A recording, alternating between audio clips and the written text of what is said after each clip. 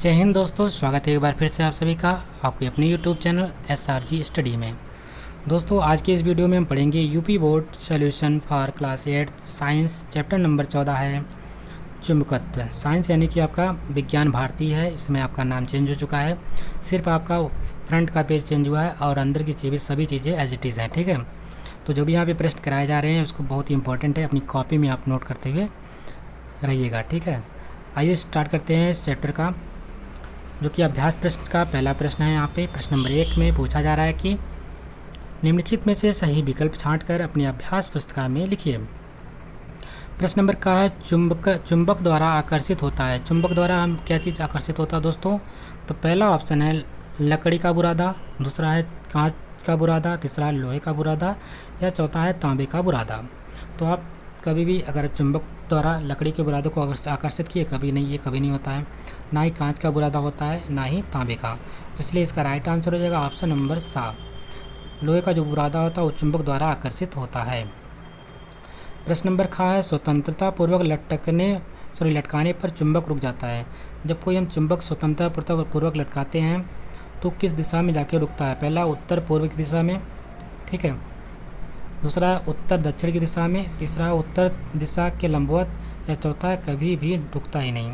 तो दोस्तों कोई भी अगर चुंबक हो, अगर उसको हम इस प्रकार से, उसमें नॉर्थ पोल और साउथ पोल होता है, दो पोल होते हैं।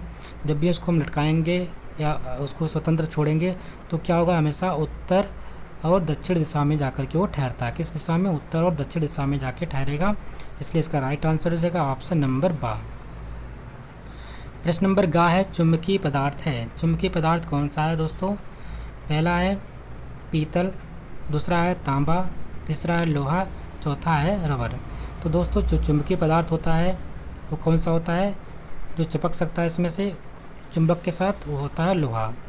इसमें कोई बताने की आवश्यकता नहीं है। प्रश्न नंबर घ है चुंबक का चुंबकत्व सर्वाधिक होता है। तो दोस्तों जो चुंबक मान लीजिए हमारा होता है नॉर्थ और साउथ पोल, नॉर्थ और साउथ पोल दो पोल होते हैं।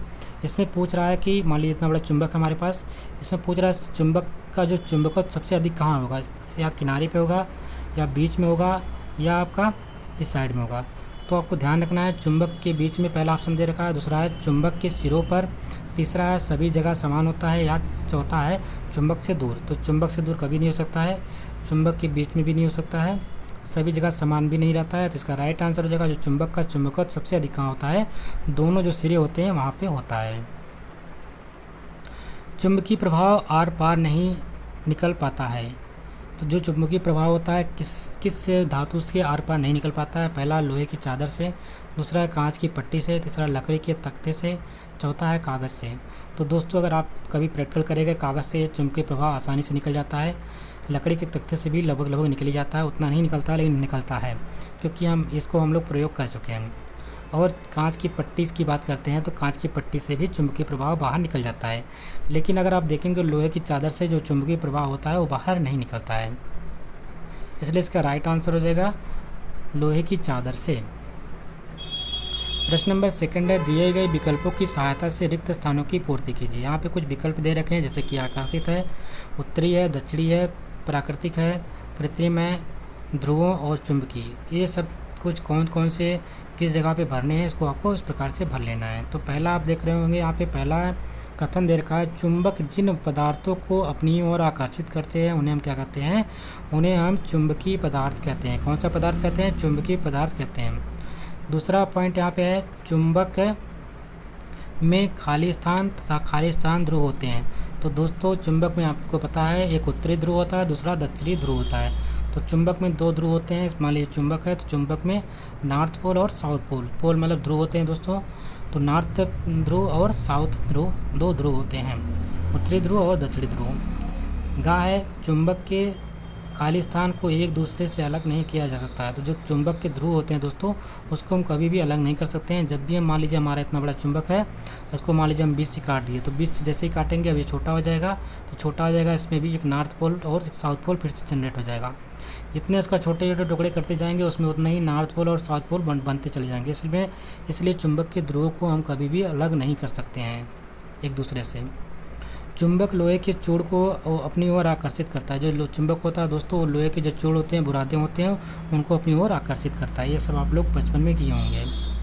अगला प्रश्न है, प्रकृति में पाए जाने वाले चुंबक को क्या कहते हैं? जो हमें प्राकृतिक रूप से मिलते हैं चुंबक को, हम उसको कहते हैं प्राकृतिक चुंबक कहते हैं। जो मानव निर्मित होता है उसको हम बोलते हैं कृत्रिम। ठीक है, अगर मनुष्य ने बनाया है इस चुंबक को तो उसको हम बोलेंगे कृत्रिम, और यदि प्राकृतिक रूप से हमें प्राप्त है तो हम बोलेंगे प्राकृतिक चुंबक। ठीक, इसको ध्यान में रखेंगे। प्रश्न नंबर 3 है, निम्नलिखित वाक्यों में सही के सामने सही तथा गलत के सामने गलत का चिन्ह लगाएं। अपनी अभ्यास पुस्तिका में लगाकर इसको लिख लीजिएगा। आइए शुरुआत करते हैं। पहला यहाँ पे पहला कथन है। पहला कथन में पूछा जा रहा है कि चुंबक कांच के छोटे छोटे टुकड़ों को आकर्षित करता है। तो ये बात बिल्कुल गलत है। जो दोस्तों जो चुंबक होता है वो कांच के छोटे छोटे टुकड़ों को नहीं आकर्षित करता है, वो लोहे के छोटे छोटे टुकड़ों को आकर्षित करता है। दूसरा है, स्टेनलेस स्टील के बर्तनों की जाँच चुंबक से नहीं की जा सकती है। ये बात बिल्कुल गलत है, क्योंकि ये भी चुंबक से नहीं चिपकते हैं। तीसरा है, चुंबक के समान ध्रुवों में आकर्षण होता है। तो बिल्कुल बात गलत है। कभी भी समान ध्रुव, इसे नॉर्थ पोल अगर हम लाएंगे साथ में तो ये एक दूसरे को प्रतिकर्षित करते हैं। यानी कि नेगेटिव से जैसे प्लस प्लस आपका एक दूसरे को प्रतिकर्षित करते हैं उसी प्रकार से, और प्लस माइनस जुड़ते हैं, प्लस माइनस एक दूसरे से आकर्षित करते हैं उसी प्रकार से नॉर्थ कभी भी एक दूसरे को आकर्षित नहीं करते हैं, जबकि प्रतिकर्षित करते हैं।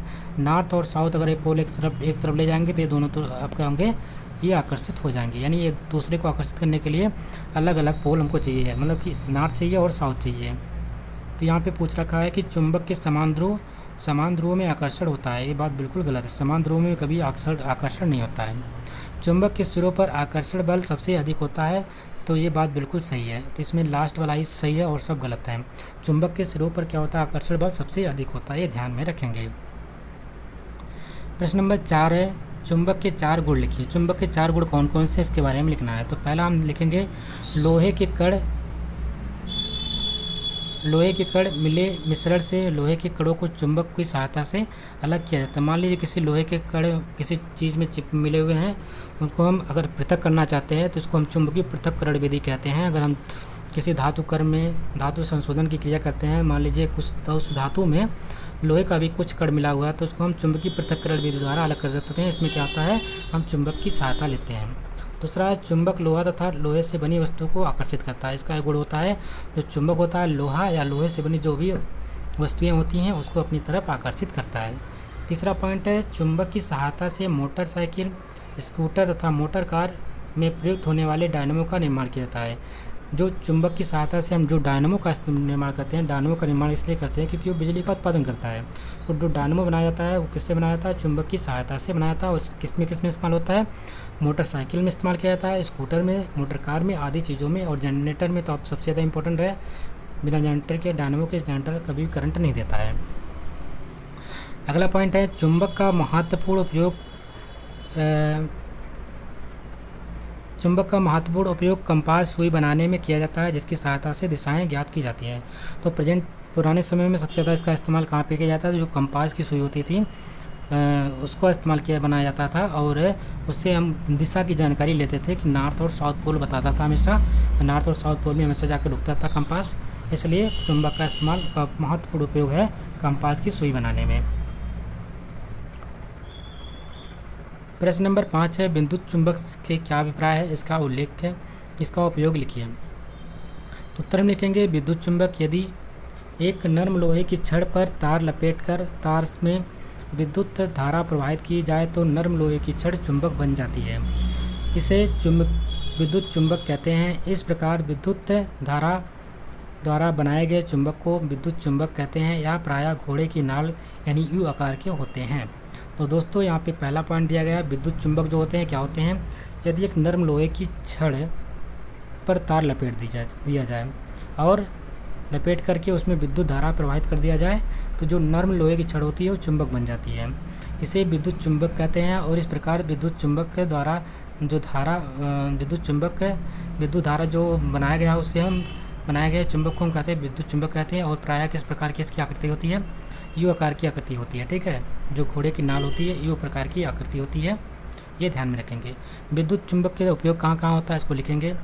इसका उपयोग टेलीग्राम और तथा टेलीफोन में किया जाता है, या कारखानों में लोहे तथा या इस्पात से बने भागों तथा टुकड़ों को ढोने के लिए काम आता है, या बिजली की घंटी तथा लाउडस्पीकर में प्रयुक्त किया जाता है, या मिट्टी और लोहे चूड़ के मिश्रण से लोहे को अलग करने में काम आता है।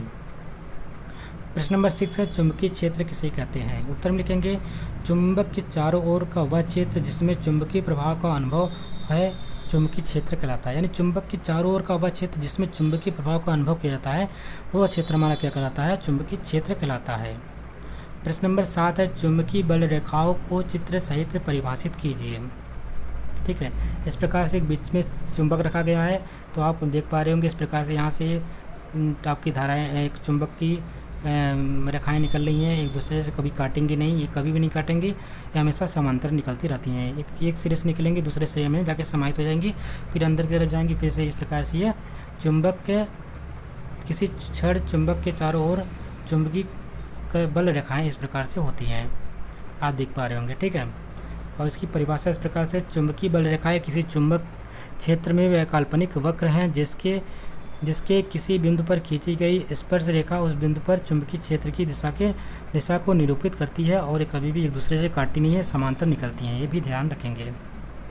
प्रश्न नंबर 8 है, अस्थायी तथा स्थायी चुंबक एक दूसरे से किस प्रकार से भिन्न है? मान लीजिए एक हमारा अस्थायी चुंबक है और एक स्थायी चुंबक, एक दूसरे से किस प्रकार से भिन्न है इसके बारे में लिखना है। तो ध्यान में लिखेंगे, अस्थायी चुंबक वे चुंबक होते हैं जिस चुंबक में चुंबकत्व का गुण स्थायी नहीं रहता है, उस चुंबक को अस्थायी चुंबक कहते हैं। अस्थायी चुंबक को नर्म यानी मुलायम लोहे का बनाया जाता है। अधिकांश अस्थायी चुंबकों को लोहे के चारों ओर लपेटे गए तार की कुंडली में विद्युत धारा प्रवाहित कर बनाया जाता है। कुंडली में जब तक विद्युत धारा प्रवाहित होती है तब तक नर्म लोहे में चुंबकत्व बना रहता है तथा धारा प्रवाह बंद करते ही इसका चुंबकत्व समाप्त हो जाता है। इन्हें हम विद्युत चुंबक कहते हैं। तो जो दोस्तों विद्युत चुंबक होता है हमारा अस्थायी होता है। इसमें क्या होता है कि एक नर्म लोहे की छड़ होती है, उसमें हम तार लपेट देते हैं, तार को कुंडली की आकृति का बना लेते हैं और जो कि यू आकार के घोड़े की नाल जैसी होती है। जब जिसमें विद्युत धारा का प्रवाह करेंगे तो ये चुंबक की भांति वर्क करेगा। जैसे ही विद्युत धारा का प्रवाह रोक देंगे ये चुंबक का कार्य करना बंद कर देगा, इसलिए इसको अस्थायी चुंबक कहते हैं। इसको हम विद्युत चुंबक के नाम से भी जानते हैं। सेकंड बात करते हैं स्थायी चुंबक की। स्थायी चुंबक की इस प्रकार से होते हैं, जिस चुंबक में चुंबकत्व का गुण स्थायी होता है उसे हम स्थायी चुंबक कहते हैं। ये चुंबक लोहा, निकेल, कोबाल्ट आदि के बनाए जाते हैं। इसका चुंबकत्व शीघ्र नष्ट नहीं होता, अतः ये लंबे समय तक उपयोग में लाए जाते हैं।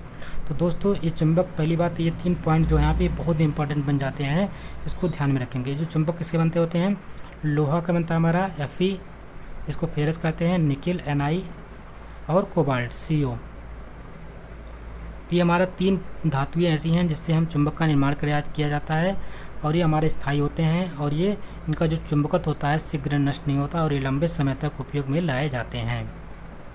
प्रश्न नंबर 9 है, पृथ्वी एक चुंबक की भांति कार्य करती है, इसके लिए तथ्य दीजिए।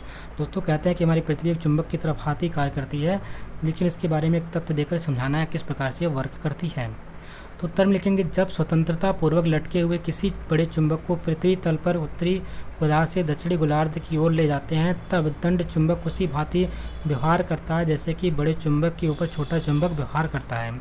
इससे यह निष्कर्ष निकलता है कि पृथ्वी चुंबक की भांति व्यवहार करती है। दोस्तों कहने का तात्पर्य यह है, मान लीजिए कोई अगर हम चुंबक, ठीक है, स्वतंत्रता पूर्वक लटकाते हुए बड़े चुंबक की जब स्वतंत्रतापूर्वक लटकते हुए किसी बड़े चुंबक को, मान लीजिए कोई बड़ा चुंबक हमने ले लिया और पृथ्वी के ऊपरी तल उत्तरी गोलार्ध से दक्षिणी गोलार्ध, मतलब जो हमारी पृथ्वी है उसको उत्तरी गोलार्ध से हम दक्षिणी गोलार्ध में जब आएंगे तो क्या होता है कि वो दंड चुंबक उसी भांति व्यवहार करता है। जैसे मान लीजिए कोई हम बड़ा चुंबक ले लिया, उसके ऊपर छोटा सा चुंबक लेकर घुमा रहे हैं, तो उसी प्रकार से हमारा जो बड़ा चुंबक रहता है वो पृथ्वी के ऊपर जब हम उत्तरी गोलार्ध से दक्षिणी गोलार्ध की तरफ जाते हैं उसी प्रकार से वो भी उसी भांति वर्क करता है। इसलिए हम कह सकते हैं जो हमारा पृथ्वी होता है वो भी एक चुंबक की भांति व्यवहार करती है। प्रश्न नंबर 10 है, चुंबक को उचित रखरखाव कैसे करते हैं? जो चुंबक होता है उसका उचित रखरखाव किस प्रकार से किया जाता है इसके बारे में पूछ रखा है। उत्तर में लिखेंगे, चुंबक का चुंबकत्व बनाए रखने के लिए अधोलिखित सावधानियां बरतनी चाहिए। पहला पॉइंट है दो चुंबक को आपस में ना रगड़े। कभी भी दो चुंबक को उसको आपस में नहीं रगड़ना चाहिए। अगर रगड़ते हैं तो उसकी चुंबकत्व खत्म हो जाएगी। दूसरा है विपरीत दिशा में घर्षण ना करे। कभी भी जो विपरीत दिशा होती है उसमें घर्षण ना करे, जैसे कि नॉर्थ पोल की और साउथ पोल को साउथ पोल से कभी भी आपको घर्षण नहीं करना है। ठीक है। अगला पॉइंट है चुंबक को ना पीटे, ना ठोके, ना ही ऊंचाई से ज़मीन पर गिराए। जो चुंबक होता है ना उसको कभी ठोकना है, ना पीटना है, और ना ही कभी भी उसको ऊंचाई से ज़मीन पर गिराना है। चुंबक को गर्म नहीं करना चाहिए। अगर यदि चुंबक को गर्म कर देते हैं तब भी उसकी चुंबकत्व खत्म हो जाती है। पास रखे चुंबक के समान ध्रुवों को साथ ना रखें। जब भी कोई पास में चुंबक रखें तो उसके समान ध्रुवों को साथ में नहीं रखना है। जैसे मतलब साउथ पोल को पास में नहीं ले जाना है, नॉर्थ पोल को पास में नहीं रखना है। ठीक है, क्योंकि ये एक दूसरे को क्या करती हैं, प्रतिकर्षित होती हैं, जिससे ये बल लगाती हैं और इसमें चुंबकत्व खत्म होने का डर बना रहता है। प्रश्न नंबर 11 है प्रयोग द्वारा दिखाइए कि चुंबक के असमान ध्रुवों में आकर्षण होता है। जो असमान ध्रुव होते हैं यानी कि नॉर्थ और साउथ पोल होते हैं, इनमें आकर्षण होता है। इसको एक प्रयोग द्वारा आपको समझाना है। तो आइए देखते हैं। एक चुंबकीय सुई तथा एक छड़ चुंबक लीजिए। एक चुंबकीय सुई ले लीजिए आप और एक छड़ चुंबक ले लीजिए।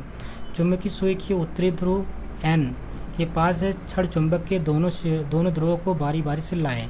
आपको क्या करना है, जो हमारी चुंबकीय सुई वाली होगी उसके जो नॉर्थ पोल होगा, नॉर्थ पोल के पास एक बार जो छड़ वाला चुंबक होगा उसके बाद नॉर्थ वाला लेके आना है, एक बार साउथ वाला लेके आना है। ठीक है।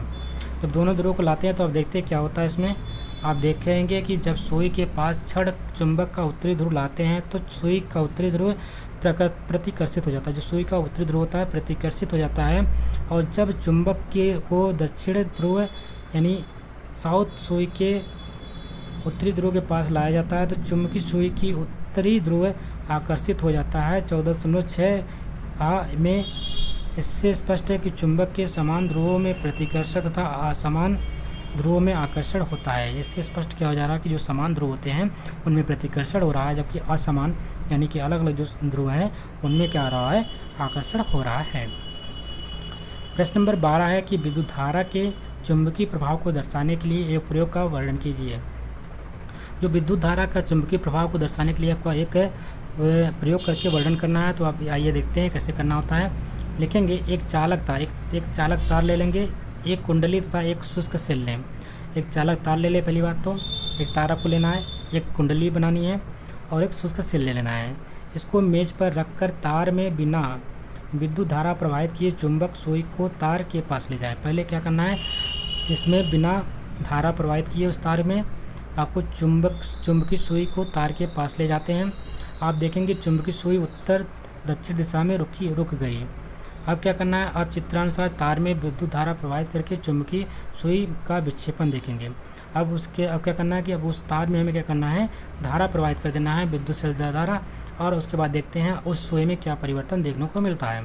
आपने देखा कि चुंबकीय सुई विक्षेपित हो जाती है। इससे यह निष्कर्ष निकलता है कि तार में विद्युत धारा प्रवाहित करने पर इसके चारों ओर चुंबकीय क्षेत्र उत्पन्न हो जाता है। ठीक है। और इसी के साथ ये चैप्टर कंप्लीट होता है। आशा करते हैं आपको वीडियो अच्छी लगी होगी। यदि वीडियो पसंद आई है इसको लाइक करिएगा, शेयर करिएगा, और चैनल पे यदि नए हो तो चैनल को सब्सक्राइब कर लीजिएगा। मिलते हैं एक नए वीडियो में, तब तक के लिए नमस्कार, जय हिंद।